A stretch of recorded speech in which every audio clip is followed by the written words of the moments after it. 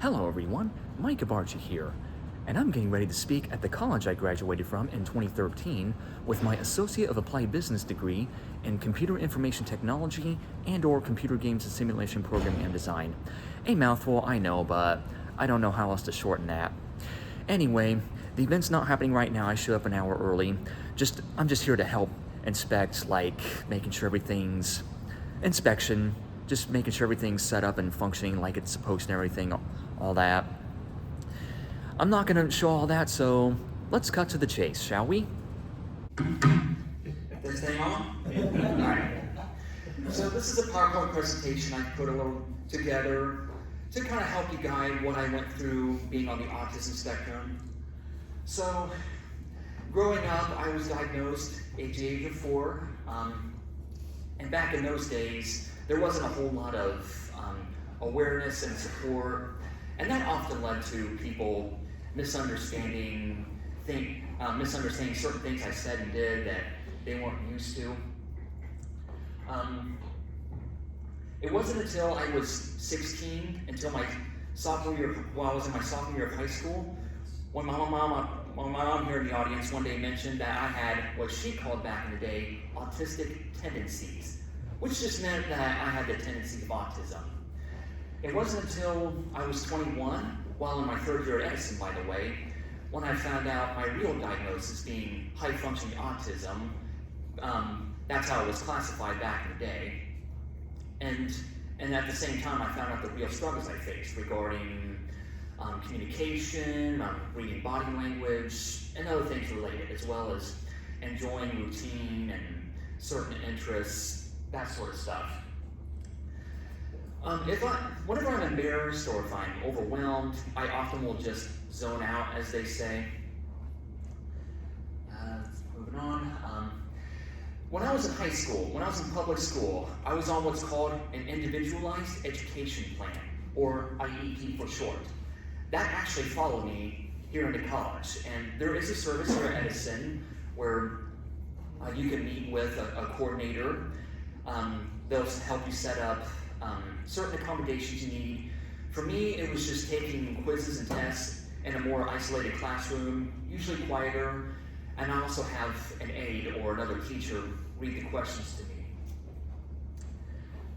One thing I liked about Edison is some of the people I have graduated with actually took the same career path as I did, or school education path, so I've had some classes with them.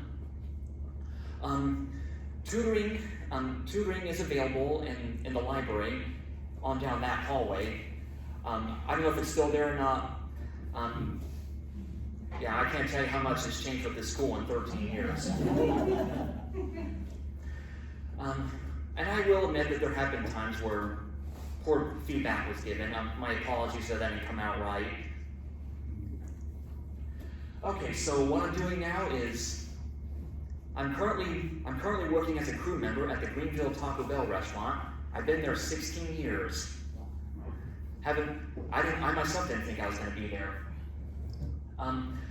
Along with that, though, I am hoping to find a job where I can utilize my skills, whether it be with making video games and cartoons, or something related like information technology, graphic design, or something like secretarial work.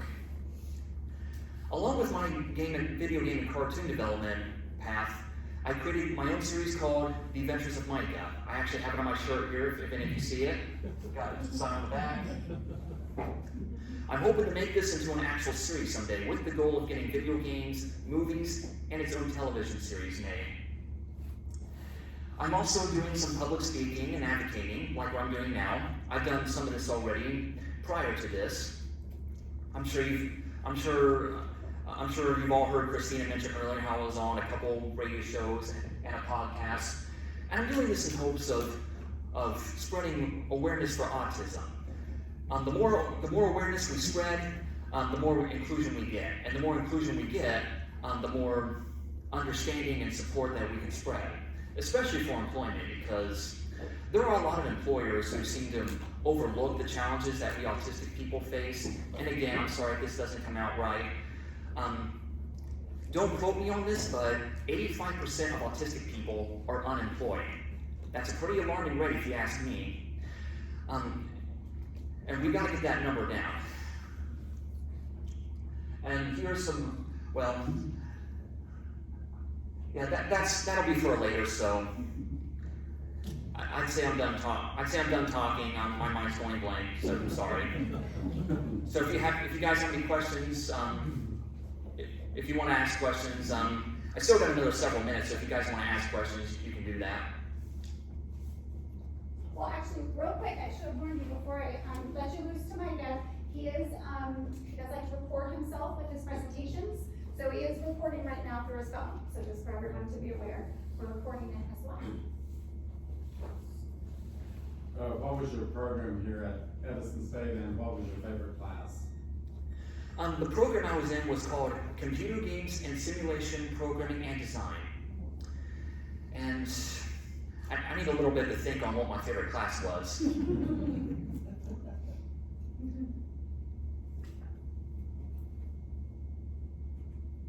Sorry, this is taking me a little longer than usual. If I had a favorite class, it would probably have to be Creating Interactive Media, or Net 107, in which I got to create projects using Macromedia Flash, animations, games, etc.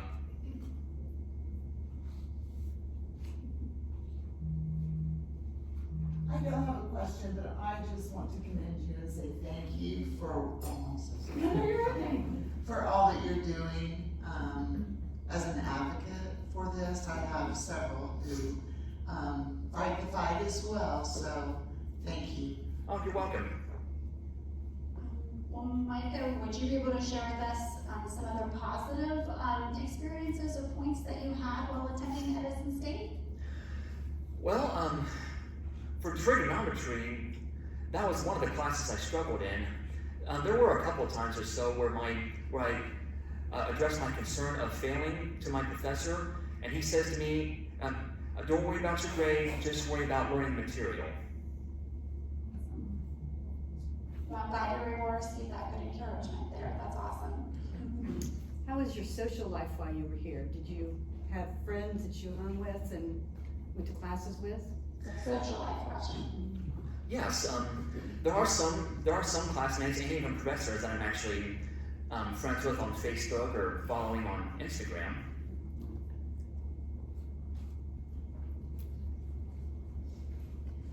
What happens in the adventures of Micah? Come again? What happens in the adventures of Micah? Oh. I, Micah, protect the world from an evil troll named Trekker. And we're going to actually, he's going to answer a few more questions here, and then we'll have Professor Shinneman will be able to share a little update about IT, and then we'll let folks go ahead and grab lunch, and then after a few minutes of some lunch, kind of munching on that, then he's actually going to dive a little bit more into the adventures of Micah. So I'm very glad that you asked that, Heather. So thank you. Anybody else? So Michael, what advice would you give to a student who's just starting out at Edison State pursuing their program? What advice would you give to them in their education? Never give up. Enjoy the ride. No matter what obstacles come your way, whether it be naysayers, tough classes, or other things related, you will get through it. You just got to keep putting your best foot forward. Great answer. And you had talked earlier too about how you share your stories, right, and advocate. So I'm wondering if you could tell us a little bit more about your interesting story of working with the commissioners in Darke County regarding Autism Month. Could you repeat that question, please? Could you share a little bit about your story of how you worked with the commissioners in Darke County with Autism Month? Because I think you did some special signing. Is that right? Yeah, that's fine. Yes, so 2 years ago, the Darke County Commissioners in Greenville, Ohio, had a proclamation to declare April as Autism Awareness Month or Autism Acceptance Month. It's one of those two, and there's actually debate on whether it should be awareness or acceptance. I've been going with awareness since that's kind of how it's always been when I first heard about it. But anyway, the mayor of Greenville and the commissioners let me read a proclamation and even signed a paper for it.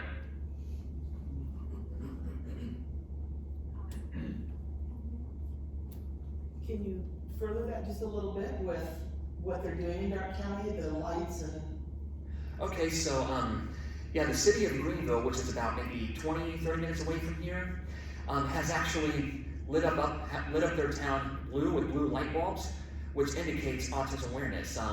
There's a variety of stores, like on Broadway, some government buildings like the city building, funeral homes, the courthouse where I used to work, using blue light bulbs to help with that awareness. How long ago did you create Micah's World? I created what? When you created your game, when did you create that? Oh, I first created it at 10 years old, right after I got out of 4th grade, upon entering 5th grade.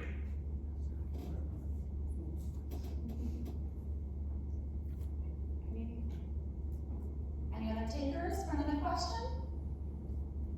I have one more. Okay, here we go, Dr. Falk. Since you work at Taco Bell, what is your favorite food there? Oh, this is good. I'm not sure how to answer that because I don't eat their food too often. You're supposed to tell us the secret sauce. What's going on there? Sometimes if you're in the environment and the aroma, I can see some people, they don't want to touch French fries because they're around them too often, so that's understandable. What about classes that you took at Edison State? Can you tell us a little bit more about how you took the classes? Did you take a lot of them? What you appreciated? Did you enjoy your in-person? Did you take a lot online? Just a little bit more about how you took the classes.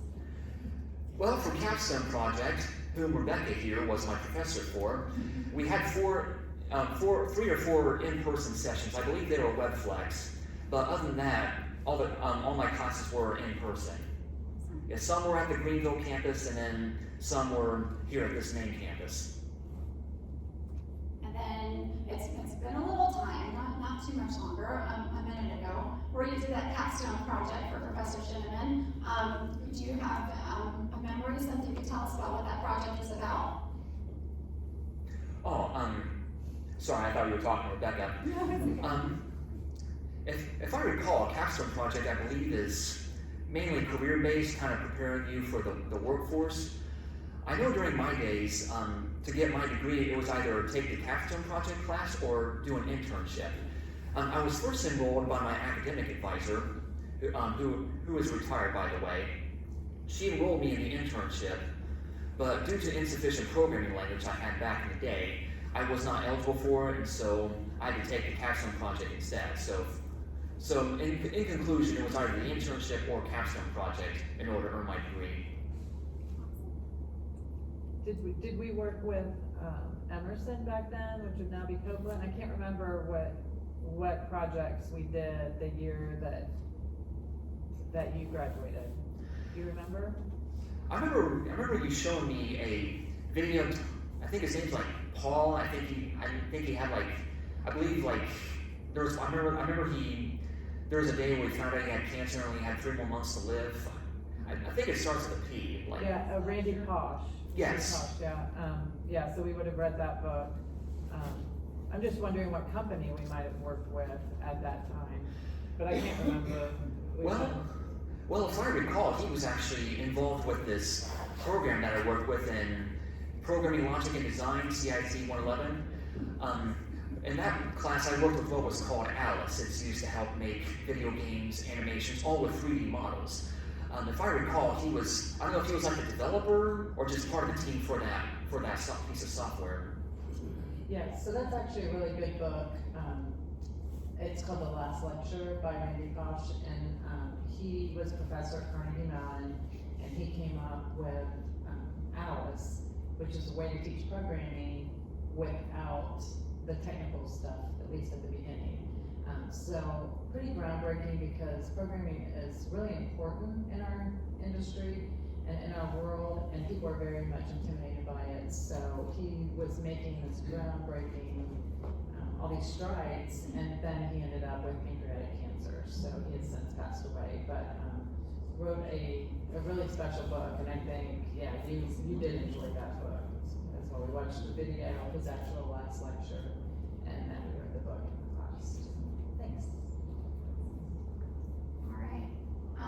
And folks, any other questions for right now? You could always save your questions for a little later too after lunch. Micah, do you have anything before we hand it off to Professor Shinneman? Can't think of anything right now. Okay, then after lunch, Micah will be back on here and he's going to click through the rest of his PowerPoint to delve into did you say trolls? Okay, to trolls and to wonder and magic with the adventures of Micah. So everyone, please give a round of applause to Micah.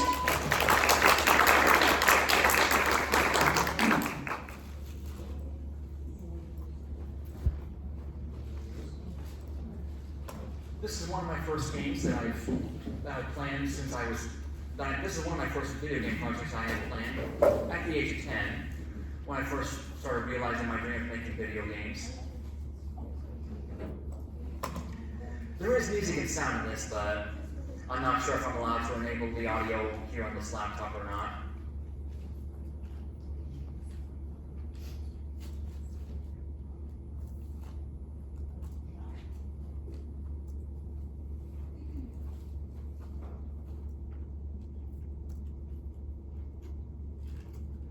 Alright, now that the character dialogues are ready, we can begin playing. Gotta go through a cutscene first. Hold on 1 second.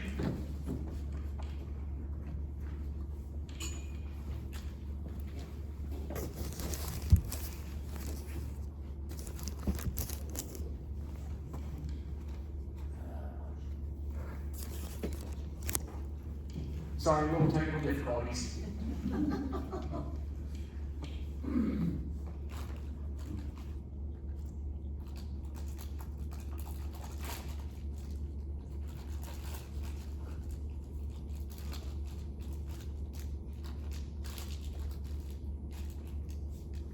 Sorry if I'm going slow here, I'm just giving you all some time to read the dialogue up on the screen.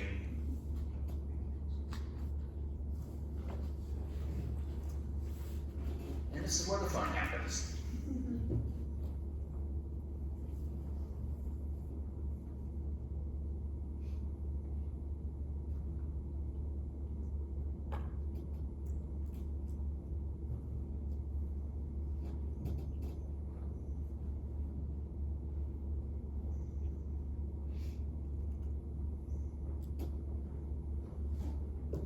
Is your score showing somewhere?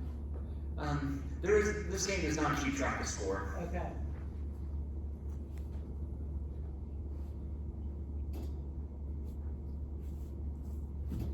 For the sake of time, I'm going to stop here. How long did that take you to develop that? When I first created it, 4 months, and then when I made revisions to it, probably about a month.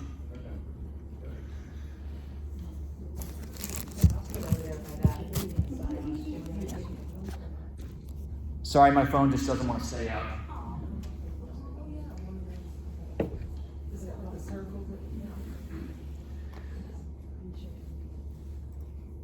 Were those all different games or different levels, or? These are all different games. Okay. How many have you created? 30. I'm getting ready to show a website where you can actually download my games app.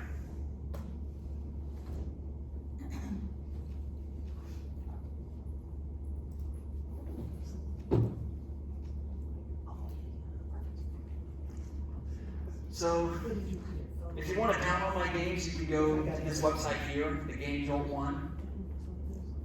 I do want to point out real quick, when you click the download button on this link, there will be a pop-up that will ask you if you want to make a donation. I just want to inform you all my games are free to download. They're just giving you the option to make a donation if you wish. Please don't feel inclined to make a donation. So you do have the option to say no. So if you're not interested, there should be a link inside the pop-up bubble that says no thanks, taking to download. You click that, and your download should commence free of charge. And then this is the website where you saw me play my game at. This is the website to go to if you just want to play it. No download or installation required. I have a YouTube channel if you want to watch my cartoons or any other videos that I post. And I've got my own personal website. And then if there's any other social media platforms that you can think of, I am on a number of others as requested. There's too many to name for the sake of time. Alright, so these are my key elements to making a video game. We all know that we have to take things one step at a time. And making video games is a process. It doesn't happen overnight, so try to be patient. You will encounter errors regularly. You might code something wrong. You might find a flaw in your design, anything like that. If you keep encountering errors continuously, you gotta keep trying. Your determination will prevail at some point or another. A lot of times you gotta begin small, and once you build up enough experience, you can then begin to work your way up. And making video games definitely requires regular testing. Make sure you have everything set up the way you want it, and make sure your intended audience can actually accomplish their goals, they can make it through levels, and make sure everything you have programmed, power-ups, bosses, etc., they're all programmed and behaving the way you want them to. Prioritize prototyping and core mechanics. I know what that is, I'm just not sure how to break that down. I'm sure somebody could help me out with that. And just remember that help is available. So if you get stuck on something, find whatever resources work best for you. It could be an online article, it could be a YouTube video, or a trusted family member or friend if they know enough about the topic. Your key skills for success. We all know that our video games and cartoons have to have a story to tell. Your engine, those are the tools you'll be using to build your project. And your design, that would be your engagement, like who you all want involved. Art and animation, that's where everything comes to life, the feeling and the emotion, everything else related. Coding and programming, that's where your characters and your power-ups and whatever get their behavior from. And then your problem solving is your solution. So when you come across an error, that's where you need to go and fix whatever is causing the issue. It could be a coding error within your object, or maybe you see an undesired effect, not necessarily an error that will prompt an error message when the error occurs, but if you see like an undesired effect, or again, it could be an error message, you got to find out where the problem is coming from and how to fix it. Alright, so for the software I use is titled Game Maker, completely free, and although there are additional modules you can purchase, for additional export modules you can purchase, some of which are gaming consoles. There's 3. They are Nintendo Switch, PlayStation 4, I believe, and Xbox One. And I believe a Nintendo Switch 2 export was recently released upon the system's release last year. But what's really good about this program is that about Game Maker is no programming experience is required. Although there is some coding available if you want to for the advanced users. Programming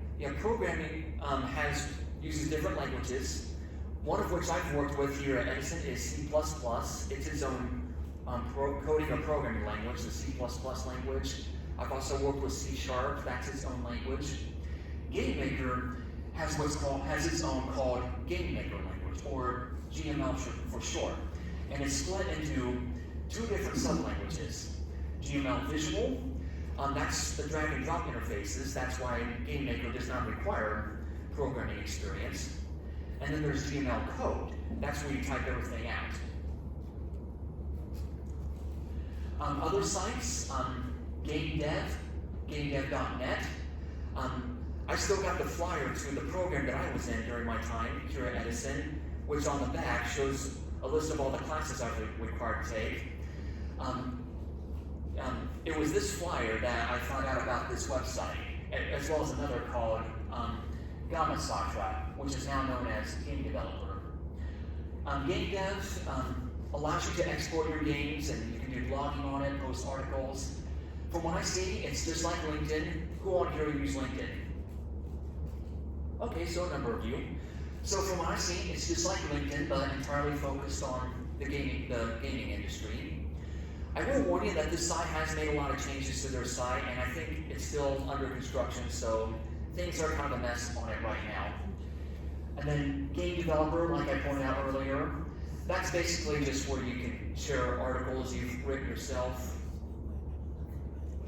But they're not made public right away. They have to get approved by the site moderators first. And I was also introduced to GitHub. That's where you share your code. Alright, so positive points.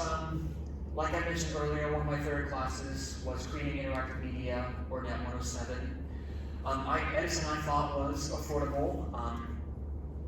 You do have the option to take classes remotely, and I have made a decent amount of connections. There is other campuses available, one of which I pointed out was in Greenville, Ohio, about half an hour away from here. And there's also a campus in Troy. Some of the classes I took I thought were fun, like working with Game Maker, Alice, Micah Barga, Flash, to name a few. And there are activities available. If any of you enjoy acting in theater, I do see that this institution does have a theater club available if you want to do that. There's also music classes you can take, to name a couple. And there's also some on-site lounges for resting, like the cafeteria on down the hallway. There's seating out in the hallway, stuff like that. I think that just about covers everything.